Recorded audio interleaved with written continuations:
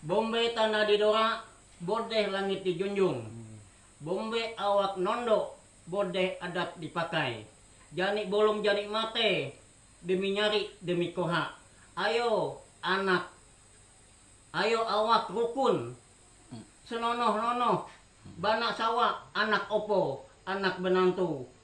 Benyari, bersepupu, bekoha, rakat, mapekat. Artinya, di mana tanah dipijak, di situ langit dijunjung. Di mana etam diam, di situ ada dipakai. Berani hidup, berani mati. Demi dia sana, demi kula. Ayo, etam, rukun. Senonoh, baik-baik. Laki bini, anak cucu, anak benantu.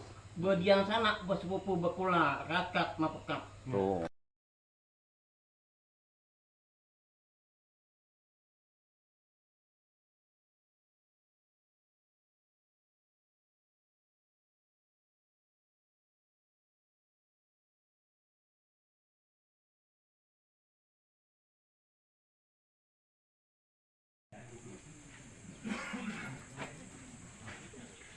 Karena Sultan itu melindungi desa rakyatnya cinta kasih kepada Sultan itu dulu.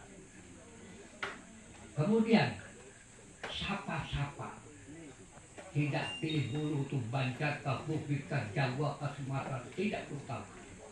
Sapa-sapa yang meminum dan yang berdiam di tanah hutan, yang meminum, berdiam dan berusaha di tanah hutan. Ingkar terhadap adat yang diadakan, dia akan dihukum oleh tanah hutan beserta adatnya sesuai firman Allah Taala berbunyi wa ati rasul wa ulul amri.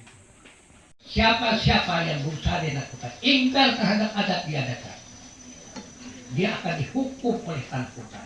Tanah hutan itu Pak yang hukum. Buktikan sekarang, mulai zaman kayu sampai zamannya batu bara. Zamannya kapal sawit, yang kaya itu bukan orang Indonesia Pak, yang kaya itu orang asing. Apa sebabnya? Karena kena kutuk. Siapa yang mengutuk? Tanah. Liwat batu bara itu dari Kutai Lama, nol. Liwat Kutai Lama kayu-kayu yang rakit dan sebagainya, hasilnya nol. Sampai hari ini, justru itu kita kaya tetapi miskin karena tidak tahu adat. Ada itu tidak tahu adat sehingga tanah ini menyumpah. Itu masalah sumpah hutan yang misterius. Jadi tanah hutan ini dapat dikatakan tanah yang misterius. Artinya tanah itu bukan main-main. Ada penghuninya tadi yang saya sebutkan tadi. Itu 37 perak sangjang, 5 temulak, 18 kejuntaian, di atas itu dan kebilah itu salah. Masalah tanah IKN. Tanah IKN sudah saya jelaskan kepada. Tapi ada lagi yang harus saya sampaikan kepada pemerintah. Pertama kali tadi tanah itu harus yang dikatakan di dalam itu harus ikhlas. Artinya tanah itu menjadi sah. Artinya sah itu misalnya tanah itu dicabut. Siapa pemiliknya? Dicabut pemiliknya. Sudah dicabut oleh pemerintah, kemudian tanah ini diserahkan kepada siapa yang perlukan? IKN. IKN yang membayar kepada pemilik. Ini baru tanah sah. Yang kedua kali, misalnya tanah itu harus kita bersihkan sampai ada satu tanah daerahkan, dibersihkan dari adat. Harus daerahkan. Kalau tidak daerahkan, tunggu saja kebinasaan. Karena tanah hutan ini adalah tanah yang misterius atau tanah yang bisa menyumpah kita. Nah kemudian ketika para pekerja-pekerja IKN itu ya anggaplah itu 4 PT, 1 PT itu ambil 3 orang, Jadi 4 PT itu kali ketiga orang ada 200 orang. Itu dibawa kepada makam-makam yang disebut tadi. Mereka datang ke situ untuk mengangkat sumpah yang saya telah bacakan tadi. Insya Allah para leluhur kita itu akan membantu. Kalau para leluhur kita itu hanya sekedar menoleh tidak, kita membangun tanah Kutai ini, jangan diharap dia akan berjalan dengan baik. Jangan diharap itu jalan baik. Nah ini perlu disampaikan kepada Jokowi. Kalau perlu saya berani bertanggung jawab. Saya bertanggung jawab. Karena apa? Karena saya ini terakhir di Tengahulu menjadi sekretaris Sultan. Saya adalah yang maha Sultan. Saya adalah menjadi sekretaris Sultan. Ada bukti-buktinya. Saya mempelajari berapa orang, termasuk Petinggi Jabir itu almarhum. Saya belajar Petinggi Jabir. Silakan Pak kronologi tadi. Ada nama Petinggi Jabir di situ. Ada namanya Ketek di situ. Saya belajar itu. Belajar apa? Belajar apa? Di situ saya tahu Pak. Maka itu persoalan-persoalan adat di Tanah Kutai ini kebanyakan orang itu datang ke saya untuk menanyakan ini bagaimana boleh atau tidak, ini bagaimana boleh atau tidak. Nah contohnya ya terus terang ada di situ ada hak daripada penjajah masalah Pulau Kemala. Pulau Kemala itu istilahnya Pak Petinggi Jabir tadi sakit 13 hari sakit. Ke 14 hari itu sehat. Datang orang memakai baju-baju pemerintah. Minta Petinggi Jabir untuk ikut dia pergi ke Pulau Kemala. Petinggi Jabir waktu itu habis sakit itu mengikut. Nah terus speedboat ini luar biasa lajunya menuju ke Tengahulu seberang. Nah di situ kelihatannya ada oto yang dulu tuh hebat ya, namanya oto Impala itu yang menyambut mereka. Nah kemudian 2 orang ini berangkat menuju ke menuju arah ke Samarinda. Itu kiri kanan ini bukan istilahnya bukan tidak rumah-rumah orang yang ramai daripada Jakarta. Nah kemudian orang bertugas tadi itu menggantikan bajunya untuk berangkat ke pulau. Nah di pulau itu istilahnya dia menunjukkan ini Pak Petinggi Jabir, balai kami rusak oleh PT ini rumah ini rusak oleh PT ini. Maka itu Pulau Kemala tidak bisa dibangun waktu itu. Karena apa? Kalau dibangun hancur, ada yang mati, ada macam-macam tenggelam. Ya, berarti dahulu itu ada orang-orang yang baik-baik. Pergi hilir itu dari pulau itu orang situ ada orang yang jahat. Jadi oleh Petinggi Jabir dimintakan agar supaya orang-orang yang berada di pulau itu disatukan di tengah menjadi 8 hasta kali 8 hasta. Nah inilah yang kami laporkan kepada Sultan agar supaya misalnya orang-orang yang ada di Pulau Kemala itu dijadikan satu di tengah pulau itu yang 8 hasta kali 8 hasta. Maka dapatlah terbangun misalnya Pulau Kemala itu tempat para wisata dengan baik. Kau dulu jangan diharap. Nah jadi adanya Petinggi Jabir adalah tempat 8 hasta kali 8 hasta yang ada di tengah Pulau Kemala itu, sehingga Pulau Kemala itu menjadi aman dan tentram, dapat kita berpariwisata di tempat itu. Itu salah satu yang saya ungkapkan agar supaya kita mengarah kepada misalnya suku Kutai Lampung. Nah, seperti itu jasa-jasa beliau. Nah, kemudian yang lain kami kira cukup, misalnya siapa yang bertanya silakan ya. Siapa yang tidak bertanya silakan, kalau saya menjelaskan itu waktunya panjang. Dan kami akhiri sekian. Wassalamualaikum warahmatullahi wabarakatuh. Para ibu-ibu, tokoh-tokoh agama, tokoh masyarakat, para alim ulama, bapak-bapak, ibu-ibu yang tidak bisa saya sebutkan satu persatu yang hadir pada hari ini. Terima kasih yang luar biasa. Saya sampaikan bahwa saya sendiri tidak menyangka bahwa akan kehadiran dari bapak-bapak ibu yang pada saat ini saya katakan cukup besar antusias untuk melihat dan bersama-sama menyaksikan kegiatan pada hari ini. Bapak-bapak, ibu-ibu, saudara sekalian yang kami hormati, sebetulnya berangkat dari apa yang terjadi dan apa yang kita lihat pada saat ini adalah kemudian kami mengkaji.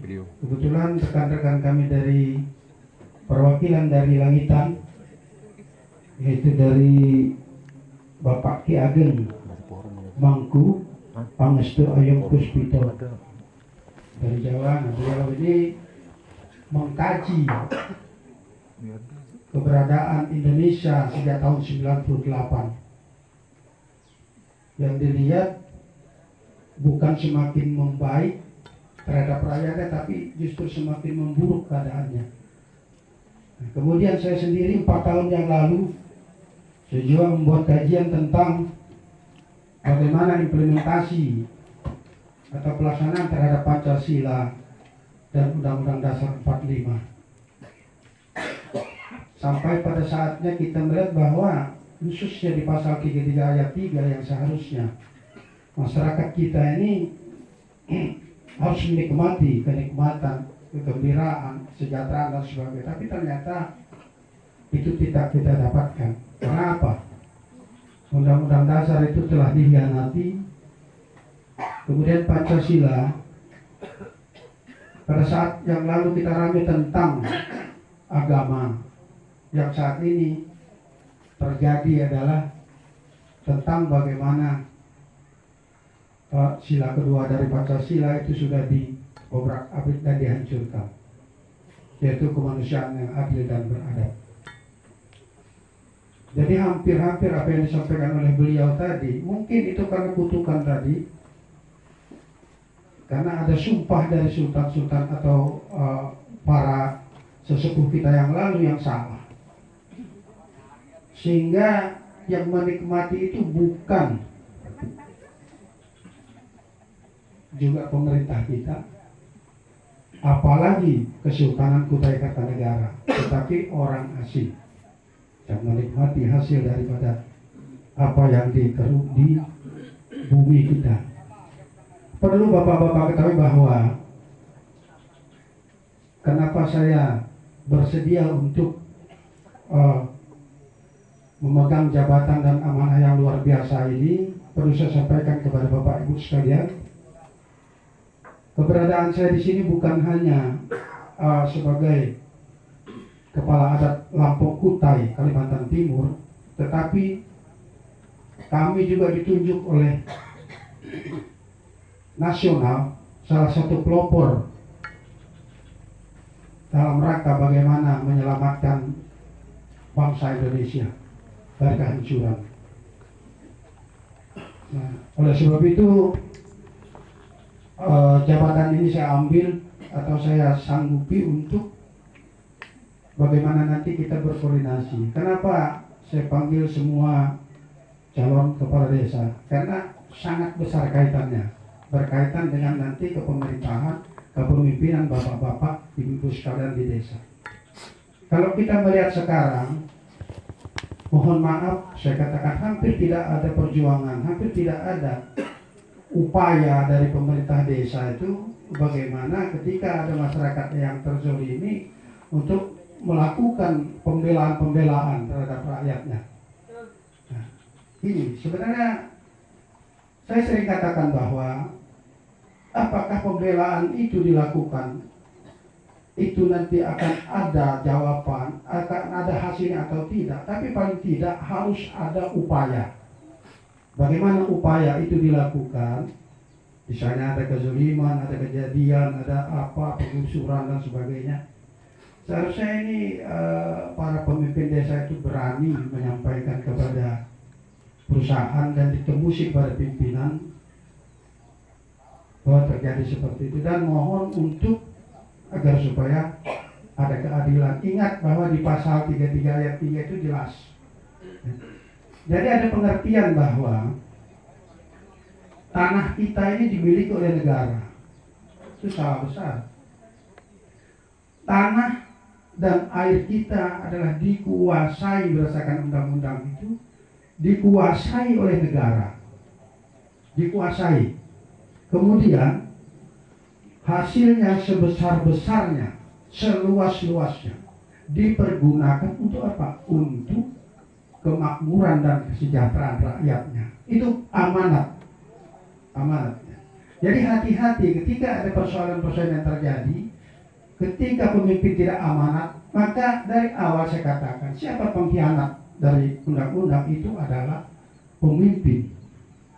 Hati-hati.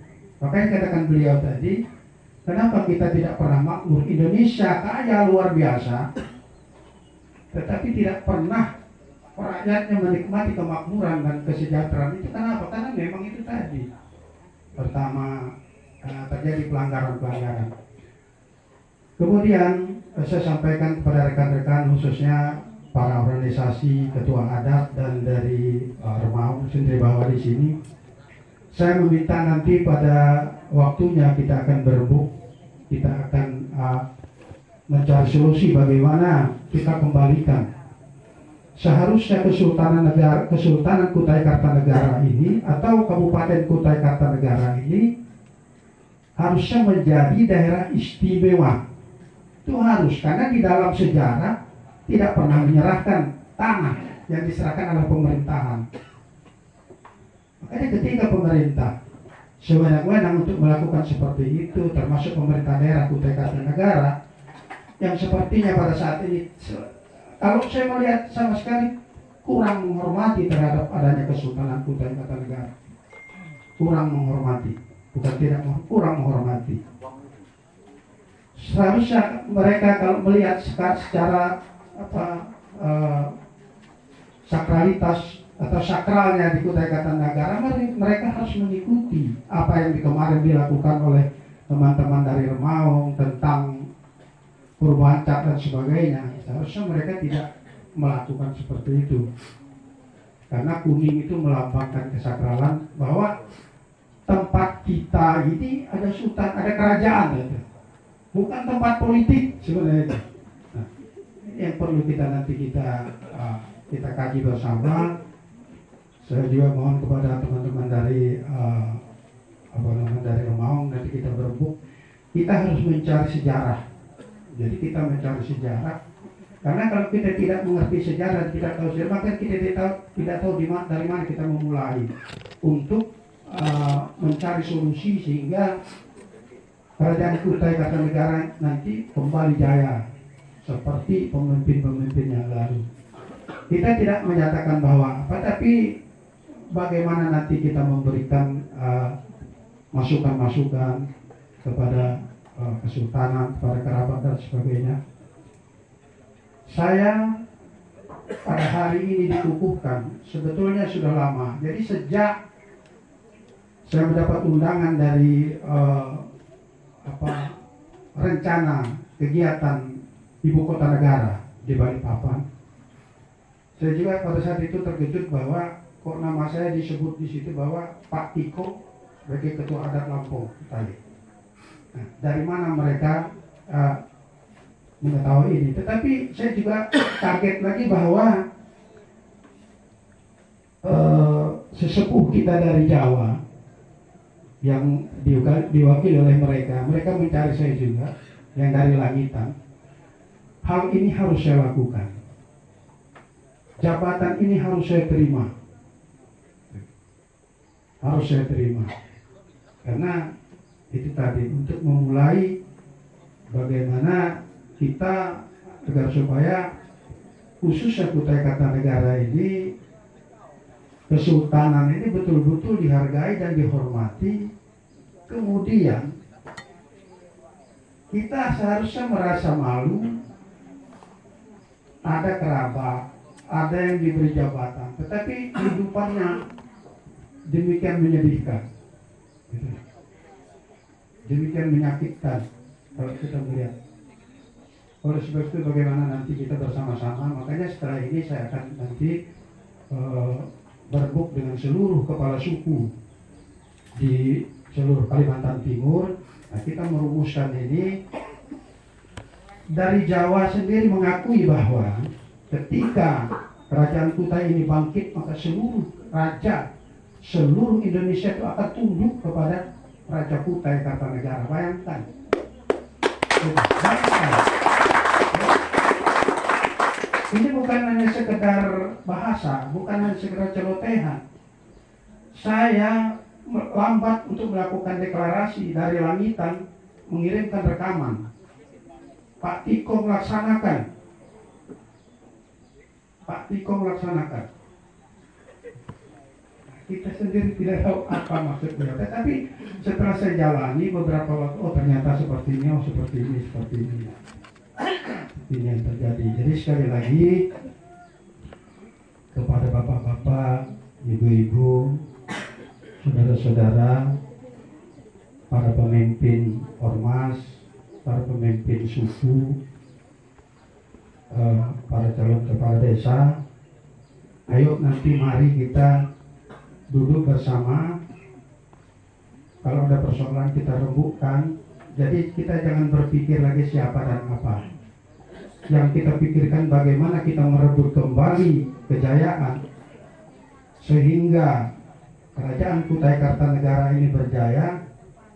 Insya Allah seluruh raja Indonesia itu akan tunduk dan patuh kepada Kesultanan Kutai Kartanegara. Maka hutang-hutang yang 7.000 triliun itu tidak akan lama bisa terbayar. Tidak sedikit uang Raja Kutai Kartanegara di Belanda itu, tidak sedikit. Saya sampaikan di sini, membayar 7.000 triliun aja sanggup. Ada kesalahan yang terjadi di kerabat. Nah inilah nanti kita berembuk, kita coba bagaimana kita membawa mereka ini jangan saling ada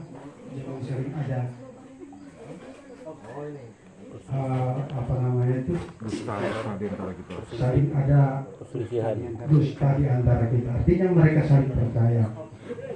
Ini yang mendukung ini, mohon maaf, bukan hanya Kalimantan Timur. Saya sampaikan di sini, ini yang mendukung ada seluruh Indonesia, seluruh raja seluruh Indonesia. Mereka dari langitan memberikan amanat kepada saya untuk ini dilaksanakan, dan beliau beberapa orang yang adalah utusan yang sudah mungkin hampir 1 tahun ya sudah saya berhubungan itu. Nah, termasuk ketemu beliau ini, beliau sebagai kepala adat Nusantara, kepala suku Nusantara. Saya juga bersyukur bahwa beliau orang hebat dan beliau ini adalah pembuat undang-undang tentang masalah adat.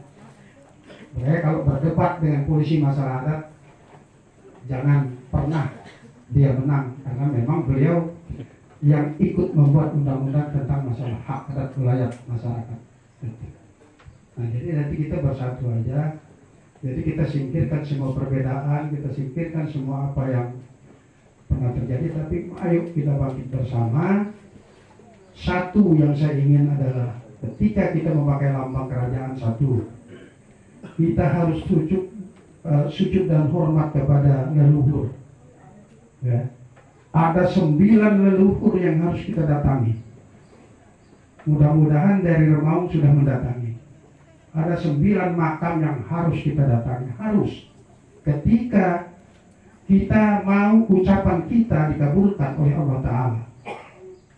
Ketika kita menyumpah, sumpah itu akan terwujud. Ada 9. Jadi termasuk 1, 10 dari langitan. Saya kira demikian yang dapat saya sampaikan. Sekali lagi saya mohon maaf kepada teman-teman, kepada para pemimpin. Mari nanti kita satukan, kita berpikir bahwa kita mengembalikan marwah kerajaan Kutai Kartanegara itu yang paling penting. Entah nanti secara spiritual, secara apapun, siapa dan bagaimana caranya, bagaimana kita melihat bahwa siapa sultan yang sebenarnya, siapa yang tidak benar, itu nanti. Ya. Kita akan tahu sendiri nanti siapa sebenarnya. Kita akan paham bahwa oh ini akibatnya kita menjadi seperti ini, oh ini akibatnya kita akan paham. Pasti kita akan paham, insya Allah kita akan paham semua. Terima kasih. Apabila ada kebenaran adalah milik Allah Subhanahu wa Ta'ala. Apabila dalam penyampaian terdapat kesalahan dan kurang berkenan adalah kami pribadi. Terima kasih. Assalamualaikum warahmatullahi wabarakatuh.